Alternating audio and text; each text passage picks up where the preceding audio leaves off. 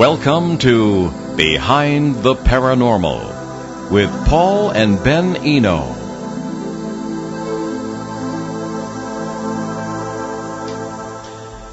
When is an experience paranormal, and when is it your imagination? If you get a strong psychic impression of something, or if you actually meet an entity, how do you know when it's true and when it isn't? Does the world face a disaster in the next 5 years? Hello there, and welcome to the 249th edition of Behind the Paranormal with Paul and Ben Eno. I'm Ben, and those questions came from my co-host and partner in the paranormal, my dad. On May 16th, my dad and I were back on Coast to Coast AM with George Noory, America's most syndicated radio show, if I may add, with 30 million listeners. And because of what we said, we received almost 2,000 emails so far. And we plan to handle a few of these emails tonight. Well, hopefully not the whole 2,000. But first, I thought I'd give a few basic points, a basic outline of all this as a background to our answers. Last week we tried to just answer questions one by one, and things would come up, and I think it got a little confused. So I'm just going to give a sort of a basic statement about what this is, and we'll have to move from there. As you can see, and as George Noory saw, I'm very uncomfortable talking about this. 40 years of paranormal research, and this is what it seems to have led to, and I'm not entirely comfortable with it. But anyway, when George's producer called to ask if we would be available on the 16th, Ben and I felt that we had a decision to make. Would we take a step beyond what we had ever said on the air before, and a step beyond anything I'd ever written for public consumption in any of my books?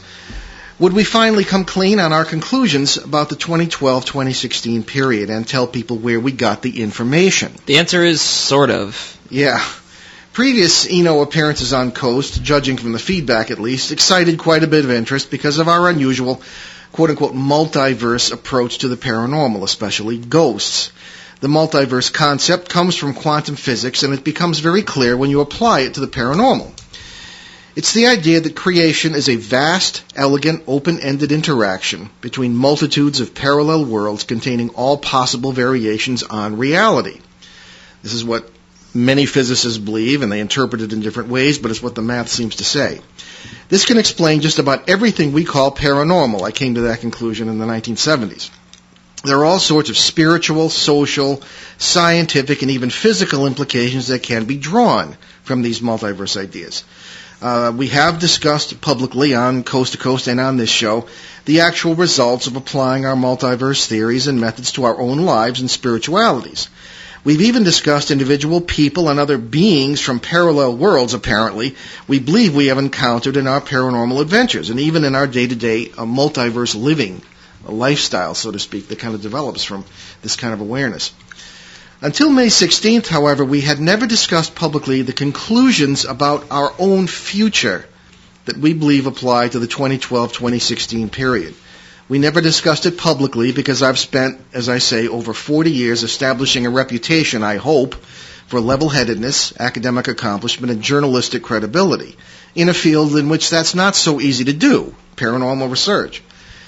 We never discussed it publicly because we dreaded coming across like what we always criticize on the air, silly psychics, muddled mediums, and armchair prophets predicting the end of the world.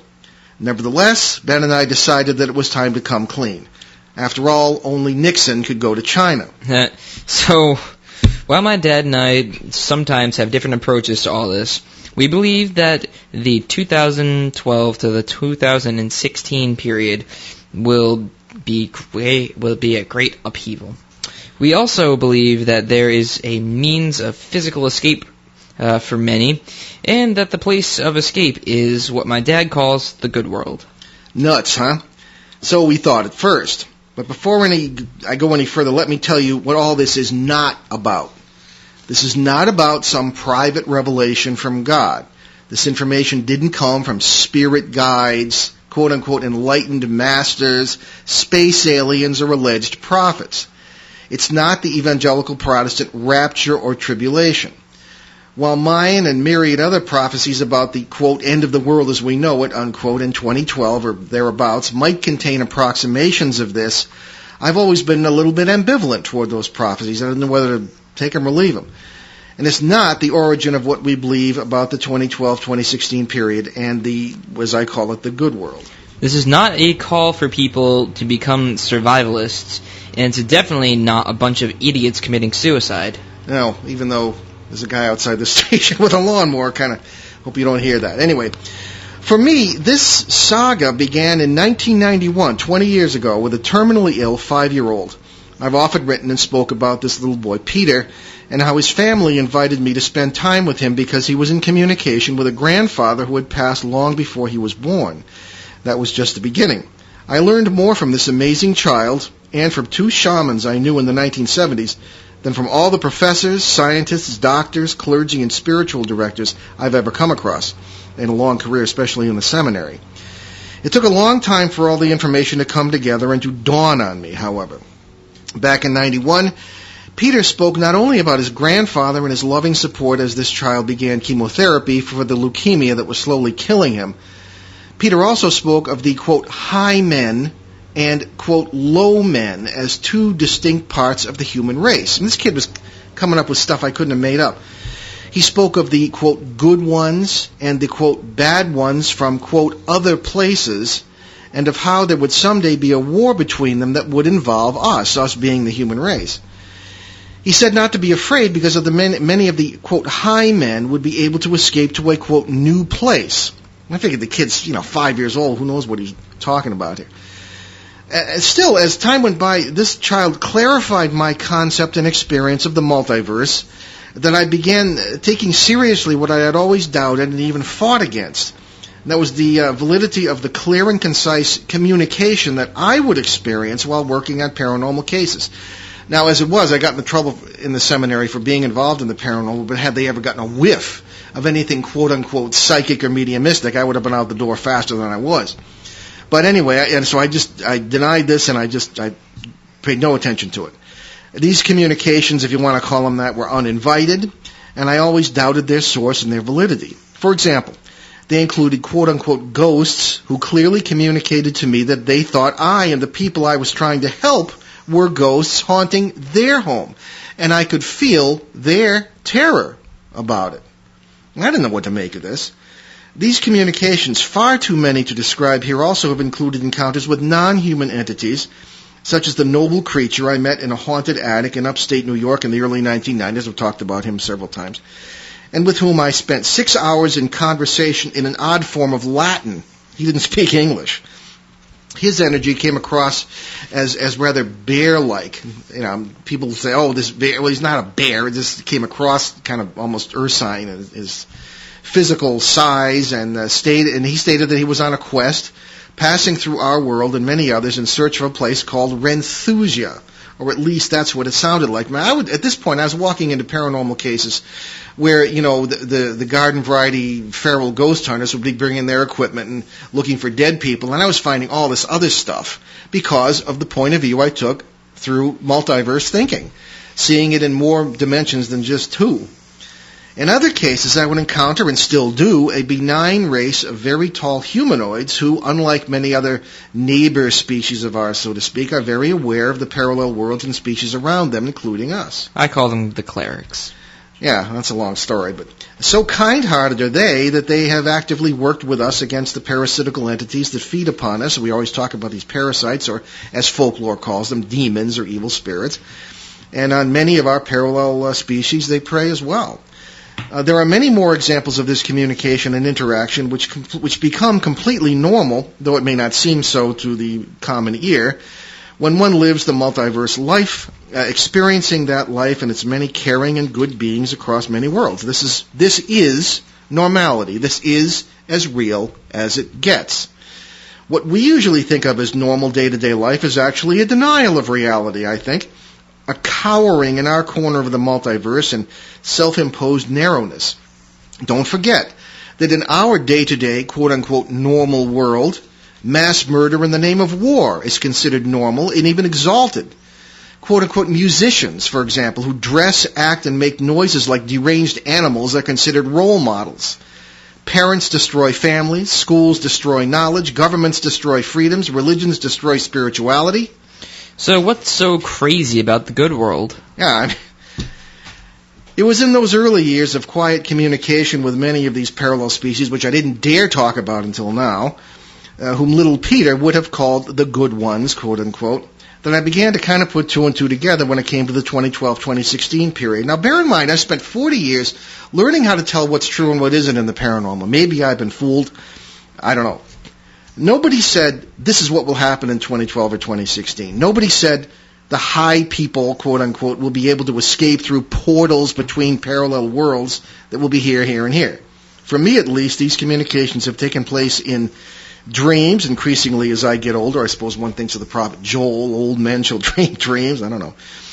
In meditation and in plain waking life, usually during paranormal investigations, but sometimes as I work in my office at home, walk in the woods, or sit under the trees on our property. The word schizophrenia might come to mind, okay, but I don't think that's what it is. It has amounted to a long conversation with a number of parallel world neighbors who have the same questions, fears, and hopes as we do.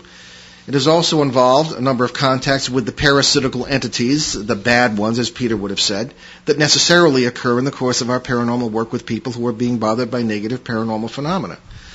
It has been the gradual discovery of a multiversal consensus that these bad ones, as it were, are doing something in our multiversal neighborhood that they do every few hundred millennia. They destroy worlds. Now, in 2009, Ben and I and a number of other people, this is what kind of gave this credibility to my own mind because it's happening to a lot of people right now, began sharing dreams and later an actual awareness of living daily lives in a place I soon came to call this good world. It seems to be an entire parallel world of refuge, rest, and instruction where parasites, for some reason, cannot come. Though there are buildings and even modes of transportation, this good world, as I call it, corresponds to the description of the dream time given to me in Australia by an Aboriginal elder in 1979. Everything can communicate, and there are many intelligent species living in solidarity. The place has many odd characteristics. For example, you can see the sun rising and setting, but while there is a deep and ample light during the daytime hours, you can't see the sun in the sky. It's very strange. Same is true with the moon. Oddly enough, most species, including humans, seem able at times and in certain ways to defy gravity. The laws of physics apparently are different, and physicists have said, from one parallel world to another, different laws of physics may apply. Now here's where it gets really weird. Every few months, an august figure with a very lion-like feline energy, I'm not saying it's actually a lion, but it comes across with that sort of energy, is known simply as the Emperor, comes for a meeting which can last for weeks. He has a huge entourage with members from many species. Usually we meet in groups, but sometimes he meets with Ben or meet together or individually. I remember more of all this than Ben does. He doesn't seem to remember a lot about this, but I never remember the specific content of these meetings. The clear message, however, is that we're supposed to help as many of the high people as possible to physically move to the good world when the time comes. And you can see why I hate this stuff. This is not how I usually operate.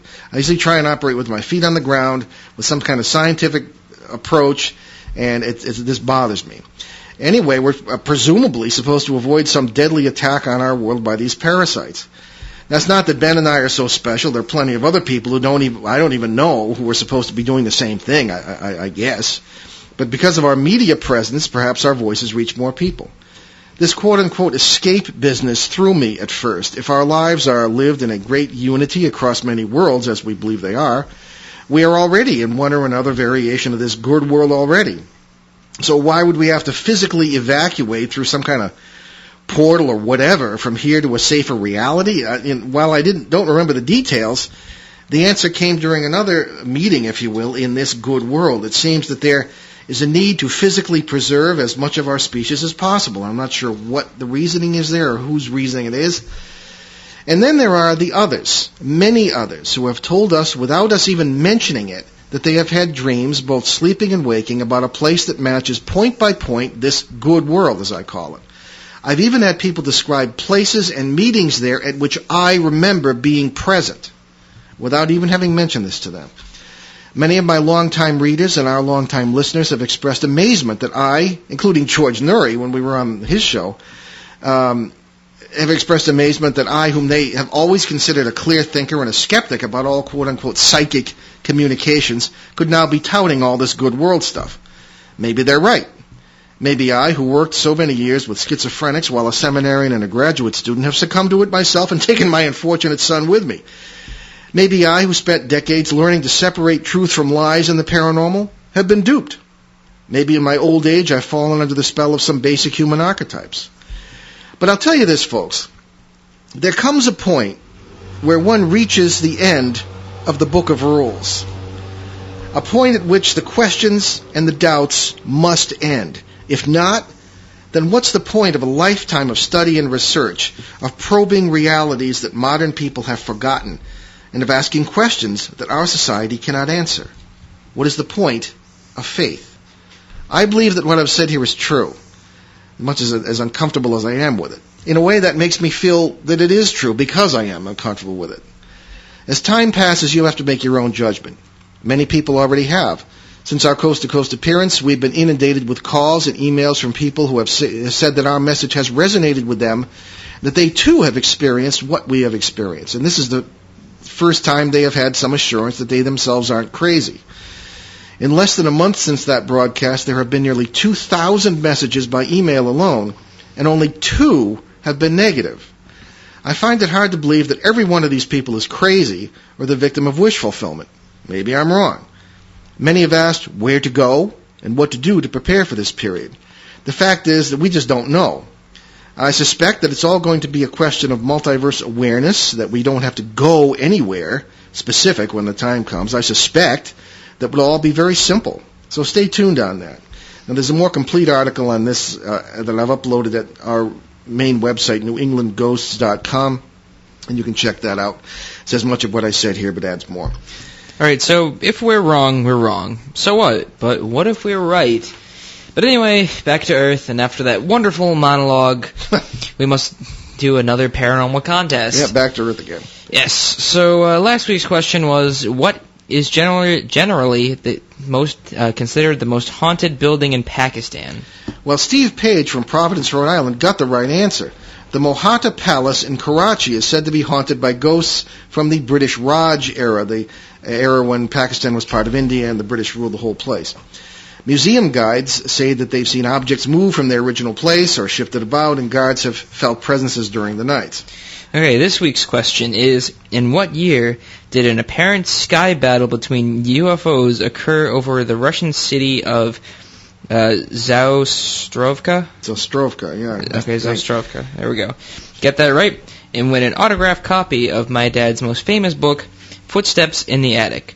And then call us locally at 401-766-1240 or nationally at 800-449-1240. And if nobody gets an answer before the end of the show and you still think you have a shot, drop a line to me at ben@behindtheparanormal.com. Okay, I'll take one of the shorter emails we've received here on this Good World business, and I think that I was rather surprised. Most people kind of got it. There seem to be very few, so far, the ones I've seen, we screen our emails, but there seems to be a lot of understanding of what's going on here. So, Ben, if you take that, that's from Bethany Rice. Bethany, yeah, and Bethany wrote, did not use our form. I don't know where she's from, so go ahead. Okay.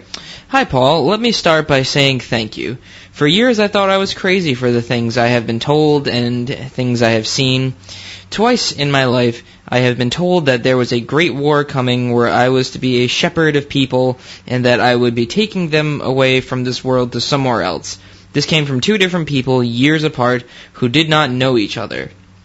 One was a practicing shaman, and there are a few questions I have for you. I recently heard you and Ben on Coast to Coast talking about the Guardians who will be doing the same thing I am told I will be doing. You mentioned a lion that you called the Emperor. Since I can remember, I have had the same dream over and over about a white lion in an attic who is imploring me to guess his name. Do you know if the lion the lion you spoke of would go by any other name? All right, let's hold it right there. Okay. All right. Well, Bethany, now, folks, Bethany could be a raving lunatic. I don't know. But, I mean, a lot of people are writing, and they come across to me as sincere. Of course, this sort of thing is going to attract every nut in the business. People who maybe have been a failure in their own lives and will say, oh, boy, well, here's a chance to, save the world or be saved or something like this. But again, there comes a time when you just have to accept it. I don't know what else to do. So, Bethany, I'm going to assume that you're not nuts, just as I'm assuming that I'm not nuts. And I just want to make one or two clarifications here. This emperor, as he's called in this place, is not, I have no idea the emperor of what. I don't know really much about him or her or it or what. But I can tell you it's not an actual lion. I mean, maybe, as I said, maybe you've seen Chronicles of Narnia once too often, but it's that's the sort of energy that comes across. You sort of perceive, when you're in the presence of another person or creature, there's a certain energy that comes across, and this strikes me as lion-esque, if that's the proper adjective. But so it's not actually a lion. So I don't know what you're seeing, but it could be the same. I don't know. So go ahead. Okay. Concerning the clerics you spoke of, what do they look like? Did they look like the aliens that everyone talks about? I had a vision of something like them, and they were tall and thin with no hair on their body, and their skin was a bronze color. Do you know what the parasites look like? I didn't get... Thanks, Ben. Let's deal with the clerics.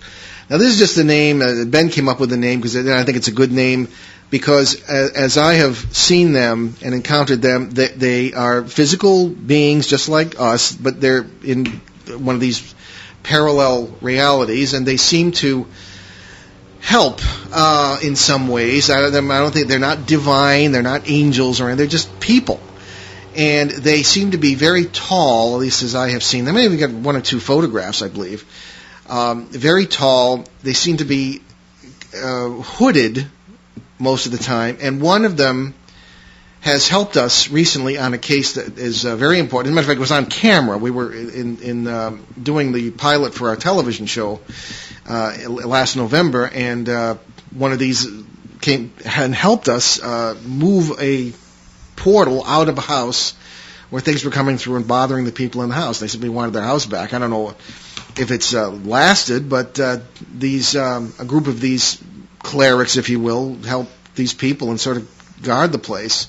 Sort of a thing they do is, I guess, a charity exercise. I don't know what you want to call it, but they seem to be very nice, intelligent, and well-meaning people who are among our neighbors, as I call them, in the multiverse here.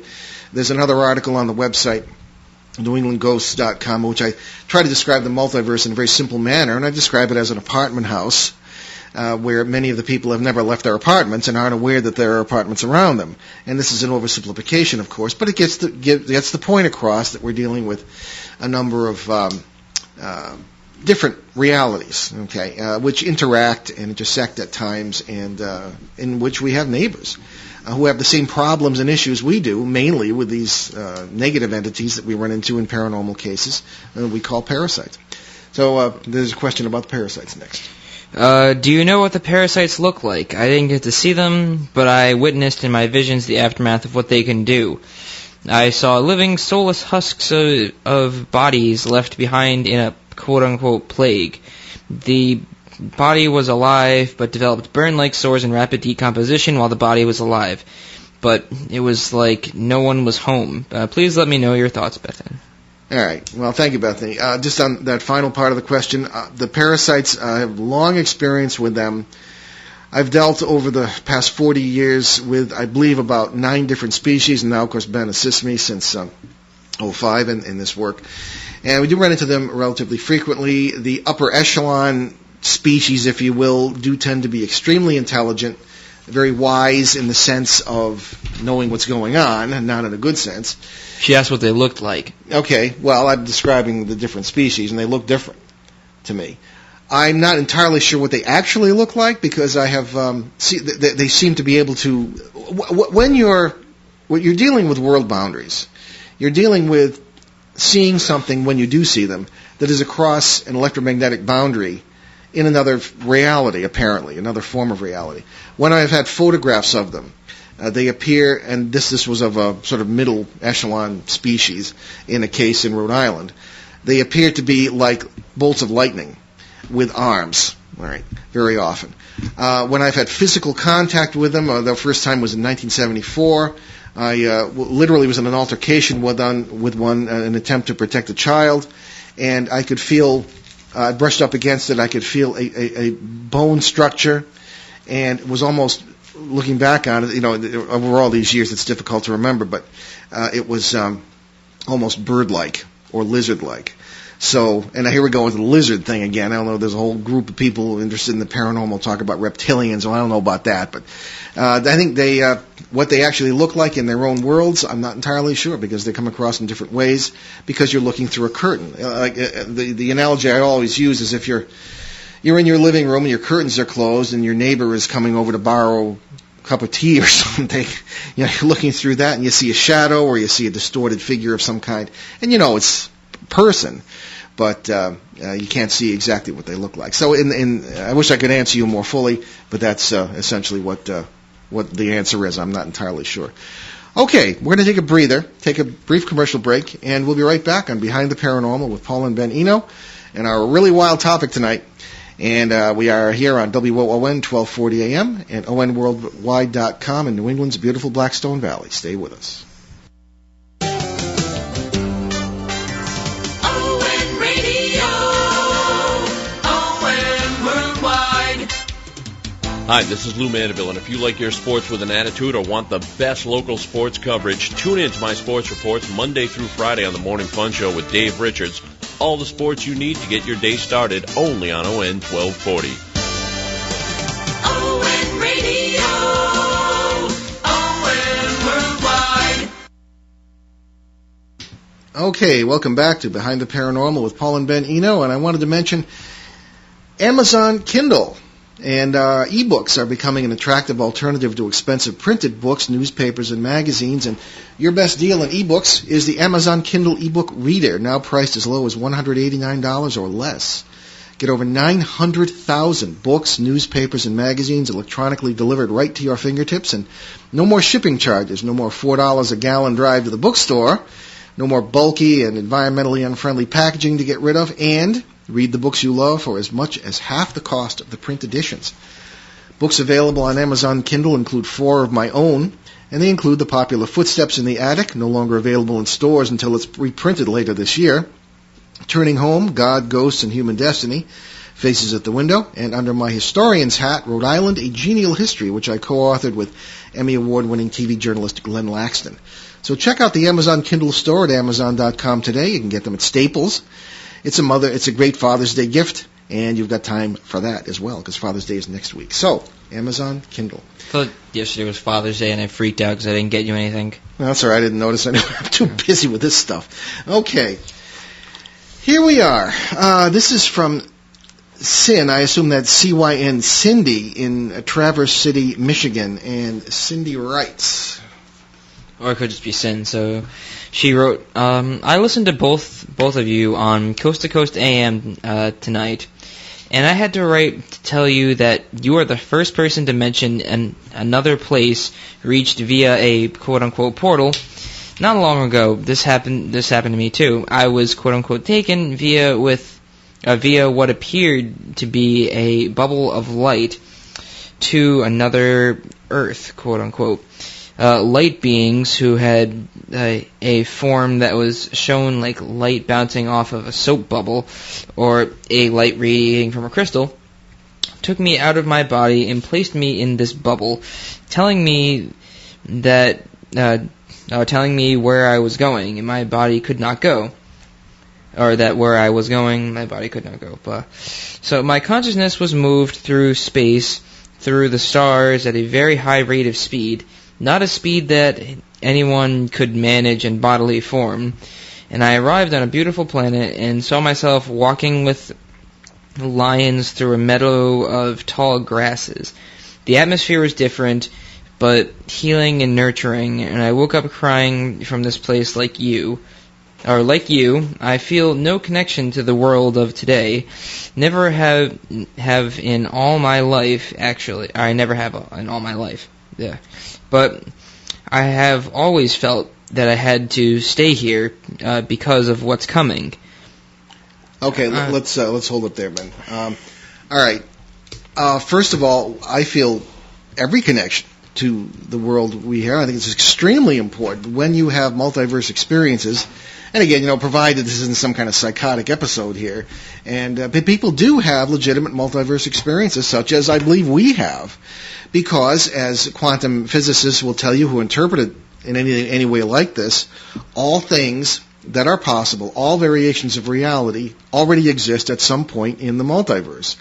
And we, I believe, from what 40 years of work in the paranormal, what I've seen is that we live in many of those worlds, and we're very aware of everything that's going on somewhere in our subconscious. It's very important to keep your feet on the ground, because when I worked in psychiatric hospitals, it were full of people who were diagnosed schizophrenic or with other psychoses, who simply were brilliant, sensitive people, whom many were in horrible shape, of course, too, but others were brilliant and sensitive people who I believe were having experiences of real worlds. But our society can't deal with that because I suppose we're afraid of whatever we can't control, and we have taken spirituality and mysticism and thrown out with the baby with the bathwater, the so-called Age of Enlightenment, and as a result, we're sort of lying here with no souls left and very unfulfilled, and everybody's doing drugs, and it's a mess because we have no wonder left. We've taken it all out, and that's not necessary because it's really there. Anyway, I'll get going on society. I'll never stop. So, to answer Cindy's question here, I think it's a matter of keeping your feet on the ground. It sounds like you maybe did have a really beautiful experience. Dreams, as we've had guests who are dream experts on the show say, are important. They aren't just fleeting reflections of reality, I don't think. I think that we can have multiverse experiences during dreams, so maybe, I don't see any real problem with this, strictly speaking. Go ahead, Ben. Okay. She continues, I am an astrologer, and I've been telling many people that there is going to be a nuclear disaster. Not like the one in Japan, but an actual nuclear exchange between nations. This coming fall at the earliest. All right. Okay. Well, let me stop there. I did say on Coast to Coast that in my personal opinion, I didn't get this from anybody else, I tend to suspect that there will be a nuclear exchange at some point before 2016. Now, that's a horrifying thing to say. George Noory, when he was interviewing us, was horrified that we were not more upset. But what's the point of being upset? What good is that going to do? You deal with it as it is, or as you see it, and you take it from there. So whether that's true, I certainly hope it's not true. I hope we are nuts. And but maybe I was colored by my military experience, in which one learns things like there are over 1,000 nukes floating around from the days of the old Soviet Union, and nobody knows where they are. And things like this. We think that we're safe because Russia is no longer an enemy, quote unquote, but there's still just as many missiles pointed, not just as many, but quite a few missiles pointed at our cities as there ever were.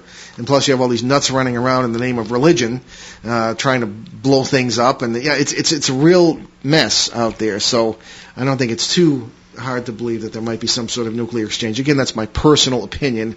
I didn't get that from anybody in the multiverse or anything. So anyway, that's, I hope it's wrong, but that apparently, Sin here feels the same way. So go ahead, Ben.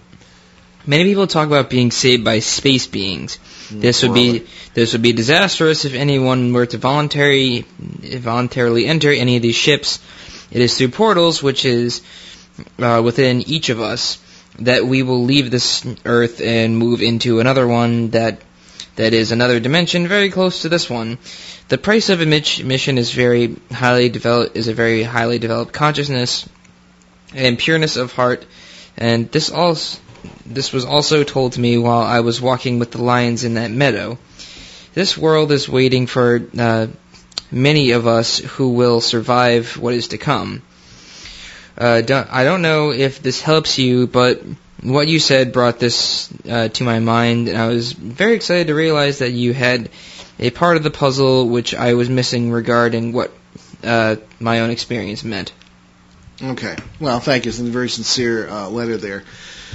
All right. Well, as far as these portals are concerned, I don't know. We encounter them all the time, but again, I was a little confused by the idea of it's very important that the physicality of this, the way I understand it, is that it doesn't involve death here. It involves people simply going into other. And matter of fact, when we were doing the pilot, the director wanted us to have more father-son tension, because we tend to work together very well. And the best thing I think of was, Ben, be careful, because, it's possible you could get sucked into another parallel world where these things are, because that's actually happened. Not to you, thank God, but I don't know. These things, it gets crazier and crazier the closer you get to this stuff. It's fine. I know. Well, I will mention that there's a matter of what are these, as the little boy told me in 1990, what are these high men or high people or low people? Well, as best I can figure, the high people are those who are high-minded, don't go around destroying their families or destroying other people, have their minds on things that are holy, good, right, and true, as I say, and strive for this.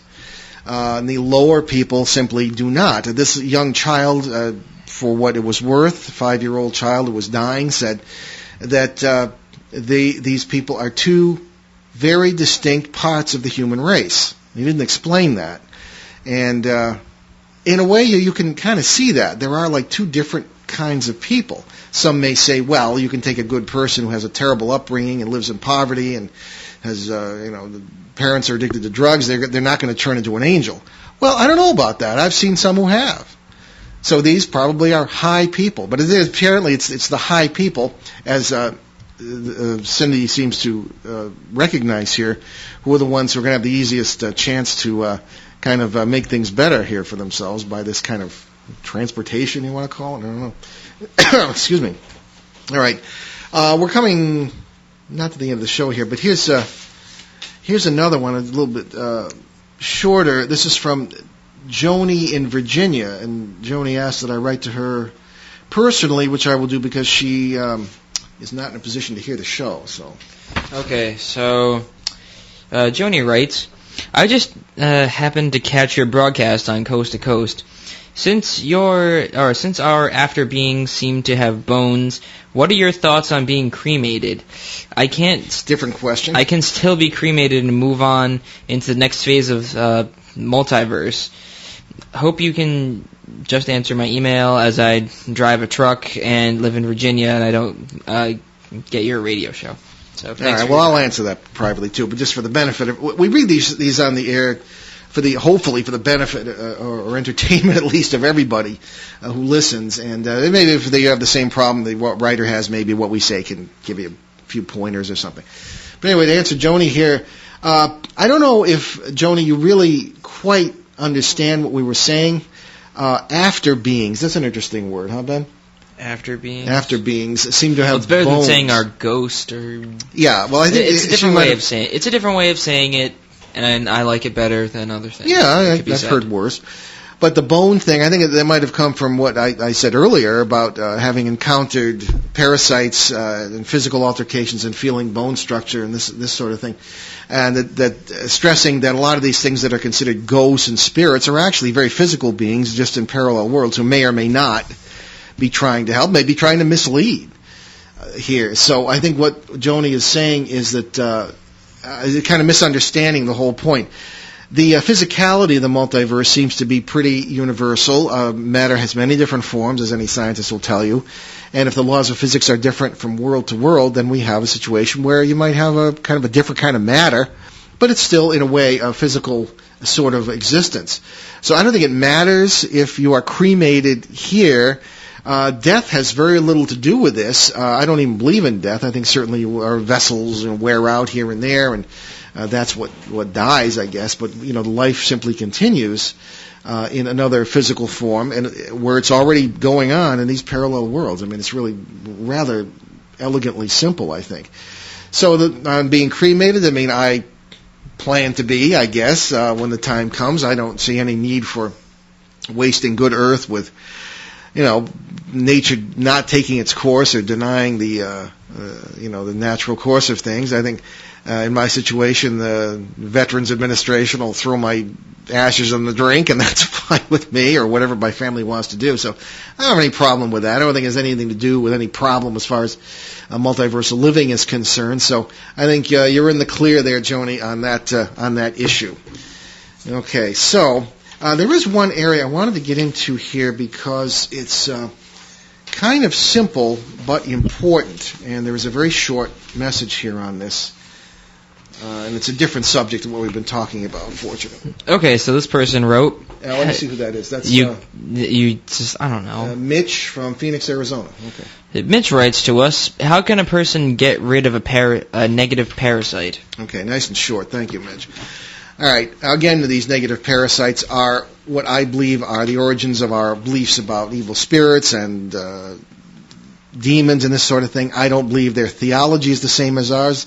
They run like heck when you mention Jesus, but they also run like heck when you mention ISIS and other positive beings of this kind. These are just names for divine concepts that we have within us and hopefully divine spirit that we certainly have within us. So to answer Mitch's question, I'm going to just briefly read something that is also available on NewEnglandGhosts.com, and these issues do come up all the time. People want to know what to do about parasites, and one interesting thing about parasites before I do this is that Ben and I just started working on a case in Providence, Rhode Island, wherein a property owner called us in out of concern for a property that this person owns, and in which the tenants invariably seem to move in, and then their lives fall apart. And she strongly suspected some sort of negative influence in this place, and we did discover something very interesting there, and we're still kind of working on that. But let me say what this says here. If you believe you are having a paranormal problem in your home, here are some steps you should take. And I'd just suggest that everyone who believes they have a problem start with this. First, don't jump to conclusions. Always look for everyday explanations for whatever is happening before deciding that you have ghost problems. Consider psychiatric and other health factors as well. Hearing and seeing things can be a sign of schizophrenia or temporal lobe epilepsy. Banging sounds on the walls or in the heating system can have very mundane explanations. One fascinating explanation for many phenomena are very low-frequency sound waves, or standing waves as they're called. Trapped in a building, these can cause many of the phenomena associated with ghosts. These waves are inaudible to humans, but not to many animals. In humans, they can cause feelings of cold, nervousness, hair standing up on the back of your neck, even minor poltergeist activity, and even your basic apparition. Bear in mind that if what we've said about quantum reality is true, every person in every house will experience space-time glitches now and then. The occasional shadow seen out of the corner of your eye, or the iron or a bit of clothing found now and again where you didn't put it. Don't let your imagination take over. That can be difficult to do. Remember, too, that in places where highly traumatic events are occurring in your house and other areas of space-time, you may experience some of the psychic ripples, as it were. Violent deaths, great suffering, and other such events that happened or will happen there can affect your reality. Depending on how sensitive you are, you may hear or see things that don't necessarily mean that your house is, quote, haunted, or that you or other household members are the targets of negative entities like parasites. Nevertheless, it's always best to be on the safe side and do what we suggest next. It's when these glitches in space-time begin to rule your everyday life, when you feel threatened by them, and or when entities begin to clearly manifest and interact with you and your family, that you have a paranormal problem. If you conclude that you do have such a situation, realize that you and or one or more household members are part of the problem. And one of the things we always ask is, who is experiencing this besides you? Because if multiple people are experiencing these things, it's an indication that it's not just necessarily coming from your mind or anything else. And if it is just you, it doesn't necessarily mean it's not real either. So it takes a lot of judgment. Consciously or unconsciously, people in troubled houses always have a part in causing and or feeding the phenomena. So you need to find out what you're doing that's introducing or encouraging negative energy. Then you need to stop it and bring in positive energy to replace it. Cut off the food supply. I find that this always eases the situation and often cures it. Examples of negative energy: using Ouija boards or other occult practices that open the door to parasites. Negative feelings among those who live in the house, fights, grudges, financial strains, etc., and the extreme depression or anxiety of you or any other household member. Part of bringing in this positive energy is fostering good feeling, humor. I always tell my boys, to laugh a lot, but not at each other. Love and other unifying and uplifting factors in your household. Also, good physical exercise, strong faith, and developing healthy interests outside the home will help. This is always good for a household, whether you have paranormal problems or not. If you do encounter an orb, people often come running, oh, look at this, pictures of ghosts here, and this is one of these orbs they come out in, especially digital photographs that could be explained in many ways, or an entity or other manifestation, try to avoid fear or anger. If it really is a negative entity, this will deny it the negative energy it subsists on. As a matter of fact, always try to send out feelings of love, compassion, and peace. In general, however, do not give these entities attention. Do not try to communicate with them. They are not your friends. Don't try to get chummy, and don't convince yourself to feel comfortable with them around, even if they seem friendly. And here I am after talking the whole show about communicating with entities whom I judged were positive, after long experience. It's just paranormal common sense. Exactly. Instead, concentrate on fostering positive energy among the household members. Anytime you are afraid, pray in whatever way is comfortable for you. Visualize yourself, other household members, and your home engulfed in a peaceful, positive white light. When I was in the seminary, I used to laugh at that until I saw it work. This will take the wind out of a negative manifestation by strengthening you instead of it. This is not advice you often hear in the Western Hemisphere, but when you are afraid, you could call upon your good ancestors, not the horse thieves or mad monarchs, to help protect you and your home. I find that this is a very powerful practice. Each of us is the sum of our ancestors, no matter how far back they go. We are part of them, and they are part of us. Since there really is no death, these loved ones are always in some parallel world, and there is a bond between you and them. Many are in worlds where they're in a position to help. Call especially on particular loved ones you have known, a beloved grandmother, for example. If you're fortunate enough to have a picture of the person, put it in a prominent place in your home or carry it in your pocket or purse. These people will manifest as quiet and loving presences, and some may be protecting you already. This presence is a far cry from the cold, sterile, and sometimes violent presence of parasites and the entities known as tulpas. It's another story. If you belong to a particular religion, praying and using sacramentals, as some of them call it, and sacred objects such as icons, your scriptures, or holy water can help. Strange to say, beware of calling in clergy unless you are very sure that they can be trusted. Believe it or not, very few of them are trained in how to deal with these phenomena. And if they don't know what you're doing, or if they don't know what they're doing, they can complicate the situation. But again, as Ben says, common sense and good paranormal judgment. So, again, NewEnglandGhosts.com has both that article, what to do about if you think you have a paranormal problem. It's whattodo.htm, and also the thing that we talked about earlier in the show, which is the business about the good world in the 2012-2016 period, which, take it or leave it, is there as well on that site. So, okay. We maybe have time for one more. They're all kind of long. Here is... all right. Well, let's just go as far as we can go. All right. This is Kathy in Vancouver, Washington.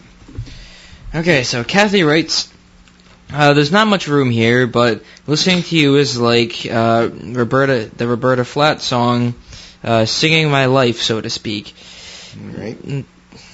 You don't want me to start singing on the air. Yes, okay. So I find your stories very credible because it's much like what has happened to me.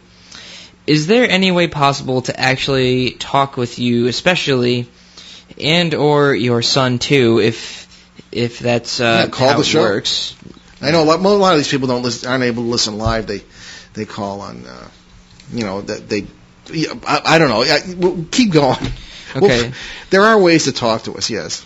Okay, I can't write a book here, but oh my God, everything you've said rings loud and true. I have been through dealing with energy parasites / close encounters with UFOs while camping and at home, and that's the short story. All right, let me just stop you there, Ben. Thank you. I want to remind everybody something we say frequently, and that's that these are names. We talk about aliens and ghosts and parasites or whatever, and these are names for deeper realities which might share the same origin. And what I'm saying here is that very often, we will spend a great deal of time on cases, far more than other investigators I'm aware of. We may spend years on cases. And what we find is that when you're investigating quote-unquote ghosts, it will often lead to UFOs or so-called aliens or even cryptids, sometimes, Bigfoot or something like that. We haven't run into that yet, but it could happen, and we have heard that it has. And so I'm suspecting, so this of course, it puts a few more arrows in our quiver when it comes to the multiverse idea, that the various worlds intersect, and these may be denizens of these various worlds, and that's why we run into them from time to time and can't find them at any other point. We find, more ominously, that ghosts and aliens, quote unquote, can sometimes be interchangeable.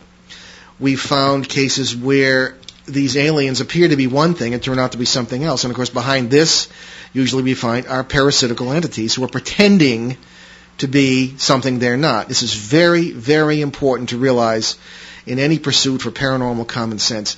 Nothing in the paranormal is what it appears to be. And this is the mistake I think many investigators make, and anyone who's going through these things makes, and that's to think that whatever is happening is what it appears to be.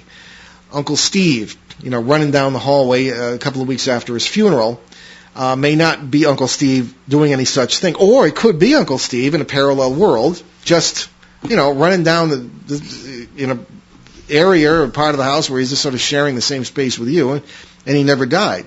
But always be suspicious of these things, which is why I go nuts just trying to, well, hopefully not literally, trying to, what did Van Gogh say? I hope I don't have to say as Vincent Van Gogh said, I put my heart and my soul into my work and lost my mind in the process. But hopefully, I'm on track here with this. There are ways to tell whether something's legitimate or not, and most people are not quite up to doing that. So be very suspicious of everything you encounter in the paranormal, whether you see it or hear it or smell it or whatever, before you jump to any conclusions. Okay, go ahead, Ben. Okay, so left. I am originally from New York, upstate and city during the school year, but I am now a grown woman with 3 raised children, and we all have been through so much weird stuff. It's like you guys are on the same page, or at least close. I feel like you may have the answers I've been searching for since an experience I had on October 2nd, 1994. Please, I would so much love the opportunity to visit over coffee or even a phone call for 15 to 20 minutes, and you'd make my month. Yes. Yeah. I know a guy who, I know you guys are probably overwhelmed, but this is so much synchronicity for me, and maybe we all help each other by sharing. I like to think that's true. I think I know of a portal. I don't think I am crazy, but I don't tell anyone because they probably think I am. Well, if you call, I'll be very stoked. If not, then best wishes to you guys to help as many higher people as you can, and at the very least, I am thoroughly enjoying the Coast to Coast show. Well, good. That's a very positive, and I really appreciate that, Kathy. Well, we'll give you a call. Okay, we got a couple minutes left here, but we'll give Kathy a call. And thank you again, Kathy, for your positive thoughts. That's really important. And as I always say, no matter how much truth there is to this, if it's all true or none of it's true, if we're being misled or duped, there's one thing that is always for sure. If you keep your heart positive, if you keep your mind on things that are good, as I say, good, holy, right, and true, as I always say, that kind of sums it up, and try to honor God as best you can, and to listen when he, she, it, or them say things to you, I think it's very important that we bear in mind that that's always good, no matter how no matter how things come out. And as I say, no matter what the future holds, I personally want to be found doing what I'm supposed to be doing. I want to be found loving and taking care of my family, doing my work in an honorable manner, and in good conscience. And I think that's all we can ask. So, okay, we're coming to the end of the very unusual show here. And I wanted to say thank you to our great producer, Steve Bianchi, and we'll see you next Monday, June 20th at 7 p.m. Eastern, 4 Pacific, right here on WOON, 1240 a.m. and onworldwide.com. Ben and I will do the second show in our series, What is Heaven? That attracted a lot of attention. This will be What is Heaven #2. All right, so in the meantime, tune into our Sunday evening CBS radio edition in Boston, Pittsburgh, Seattle, and Detroit, and online at www.newskyradio.com. On June 19th, my dad and I will welcome back investigative journalist Linda Moulton Howe on the second part of our discussion on the mysterious crop circles.